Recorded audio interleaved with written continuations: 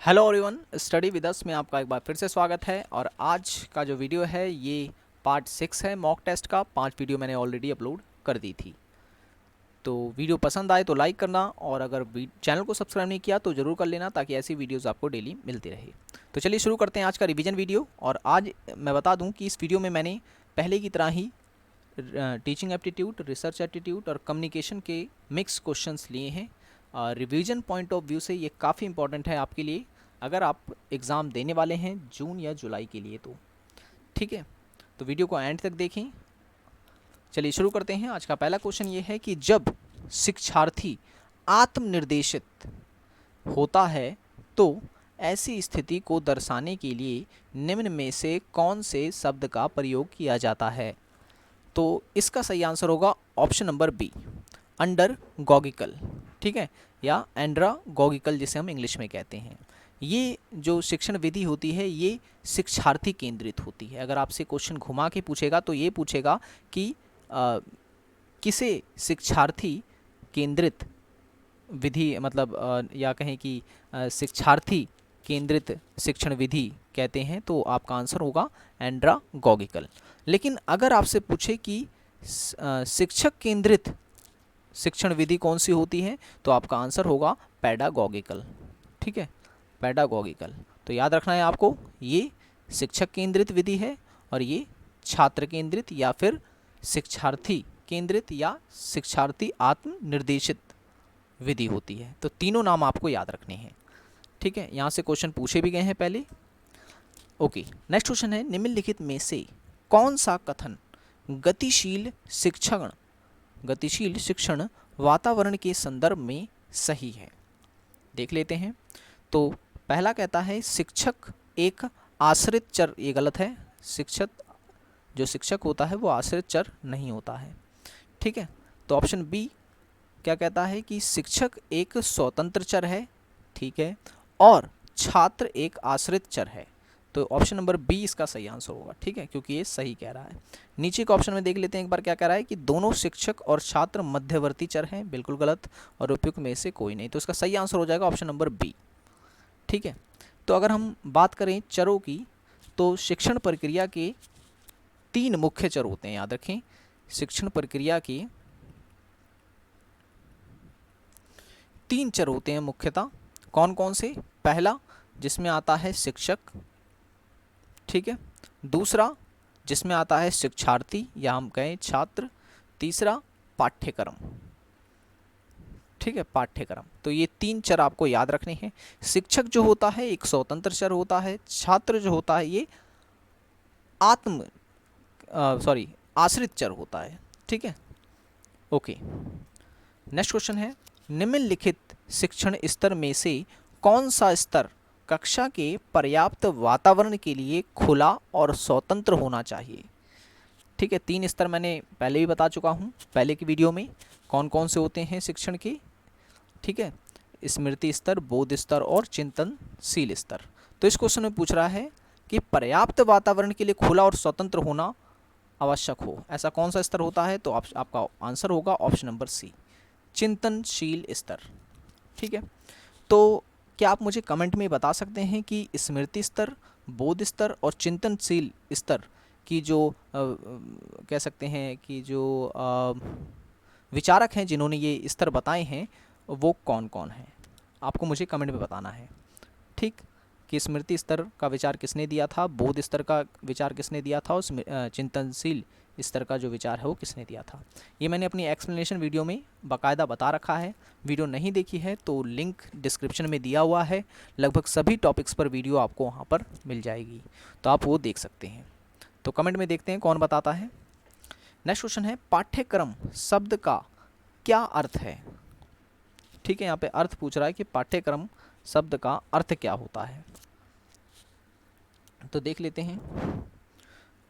एक शिक्षण संस्था के द्वारा अध्ययन के विषय की पेशकश नहीं।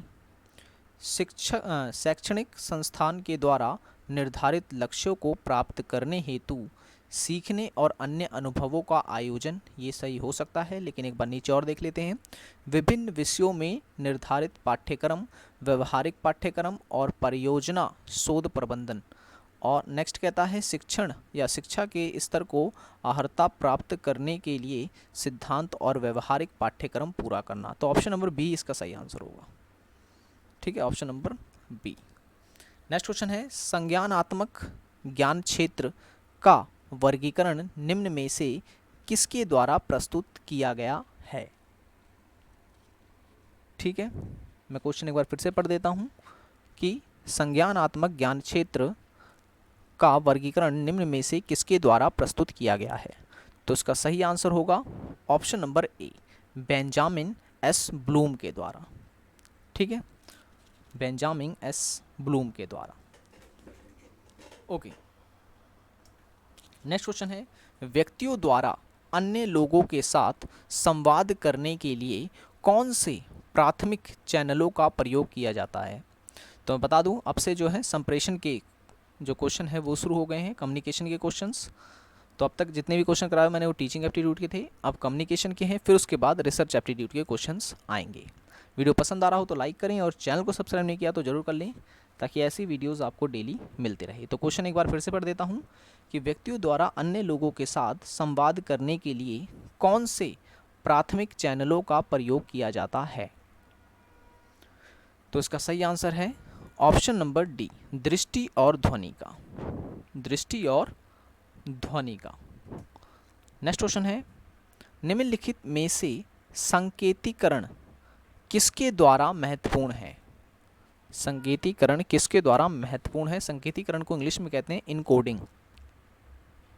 तो इसका सही आंसर है ऑप्शन नंबर सी, संदेश उत्पत्ति करने के लिए इनकोडिंग जो है वो महत्वपूर्ण होता है। ठीक है, तो आप मुझे बता सकते हैं डिकोडिंग किसके लिए महत्वपूर्ण होता है। डिकोडिंग किसके लिए महत्वपूर्ण होता है, आपको कमेंट में बताना है ये।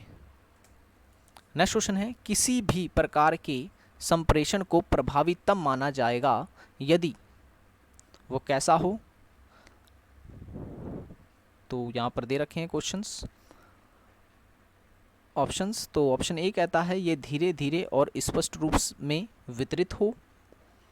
ठीक है, नेक्स्ट कह रहा है यह एक शांति स्थिति में हो, यह पूरी तरह से प्राप्तकर्ता तक पहुंचता हो, और लास्ट में ये कह रहा है कि जिस अर्थ में प्रेषक द्वारा सोचा जाए वैसा ही यह प्राप्तकर्ता तक पहुंचे। ऑप्शन नंबर डी इसका सही आंसर होगा। ठीक है, कि अगर एक व्यक्ति के द्वारा जो विचार है, जो बातें हैं वो सोची गई हैं, वो ठीक उसी प्रकार से दूसरे व्यक्ति तक पहुंच जाए तो वो जो है संप्रेषण प्रभावी माना जाता है। ठीक है, तो हम कहेंगे इसका आंसर होगा डी। नेक्स्ट क्वेश्चन है निम्नलिखित में से कौन से 3 घटक मानव संप्रेषण प्रक्रिया का भाग हैं। ठीक है, भाग नहीं है, नहीं पूछ रहा है, भाग हैं। चलिए देखते हैं। तो इसका सही आंसर होगा ऑप्शन नंबर सी। ठीक है, संदेश, शोर और प्रतिक्रिया। संदेश, शोर और प्रतिक्रिया। चलिए नेक्स्ट क्वेश्चन है शब्द होते हैं। शब्द क्या होता है यहाँ पर पूछ रहा है। तो शब्द एक प्रकार का हम कह सकते हैं चिन्ह होता है। ठीक है, शब्द एक प्रकार का चिन्ह होता है। ओके, नेक्स्ट क्वेश्चन है संप्रेषण प्रक्रिया में सांकेतिक शब्द में परिवर्तित करने का अर्थ क्या होता है। ठीक है, क्वेश्चन एक बार फिर से पढ़ देता हूं मैं। संप्रेषण प्रक्रिया में सांकेतिक शब्दों में परिवर्तन करने का अर्थ होता है, क्या होता है। ऑप्शन नंबर ए इसका सही आंसर है, विचारों को कूट में अनुवादित करना। ठीक है, कूट में अनुवादित करना। नेक्स्ट क्वेश्चन है प्रयोगात्मक अनुसंधान में किस प्रक्रिया की आवश्यकता नहीं होती है, पूछ रहा है इसमें। प्रयोगात्मक अनुसंधान में किस प्रकार की प्रक्रिया की आवश्यकता नहीं होती है। ओके, अब देखें, अभी रिसर्च एप्टीट्यूड के क्वेश्चन आ गए हैं।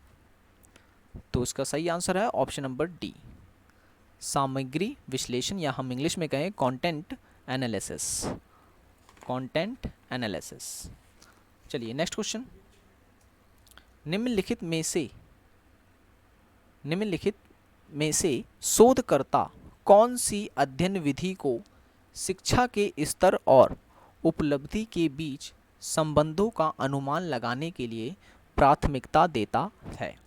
क्वेश्चन मैं एक बार फिर से पढ़ देता हूँ। निम्नलिखित में से शोधकर्ता कौन सी अध्ययन विधि को शिक्षा के स्तर और उपलब्धि के बीच संबंधों का अनुमान लगाने के लिए प्राथमिकता देता है? तो इसका सही आंसर है ऑप्शन नंबर सी, सहसंबंधी। सहसंबंधी। नेक्स्ट क्वेश्चन है, निम्नलिखित में से कौन सा माप का सरलतम रूप है? ठीक है, निम्नलिखित में से कौन सा माप का सरलतम रूप है? तो इसका सही आंसर है ऑप्शन नंबर ए, सांकेतिक। सांकेतिक। नेक्स्ट क्वेश्चन है, एक संतोषजनक संख्यायिकीय मात्रात्मक विधि में निम्नलिखित में से कौन सा गुण नहीं होना चाहिए? ठीक है, नहीं होना चाहिए हमसे पूछ रहा है, तो इसमें नहीं होना चाहिए लचीलापन। ऑप्शन नंबर डी इसका सही आंसर है। नेक्स्ट क्वेश्चन है, निम्नलिखित में से कौन से स्टीवन के माप के 4 स्तरों का सही क्रम है? ठीक है, स्टीवन के द्वारा जो बताया गया उसके अनुसार हमें बताना है चरों का सही क्रम कौन सा है। तो इसका सही आंसर होगा ऑप्शन नंबर बी, पहले संकेतिक, फिर क्रम सूचक, फिर अंतराल और फिर अनुपात। ठीक है, संकेतिक, क्रम सूचक, अंतराल और अनुपात। नेक्स्ट क्वेश्चन है, कारक विश्लेषण का उपयोग किस लिए किया जाता है? क्वेश्चन में एक बार फिर से पढ़ देता हूं, कारक विश्लेषण का उपयोग किस लिए किया जाता है? तो इसका सही आंसर है ऑप्शन नंबर डी। ठीक है, कई चरों के बीच अंतर जानने के लिए जो है इसका प्रयोग किया जाता है। सो ये थी तो ही हमारी वीडियो पसंद आई हो तो लाइक ज़रूर करें और चैनल को सब्सक्राइब नहीं किया तो ज़रूर कर लें।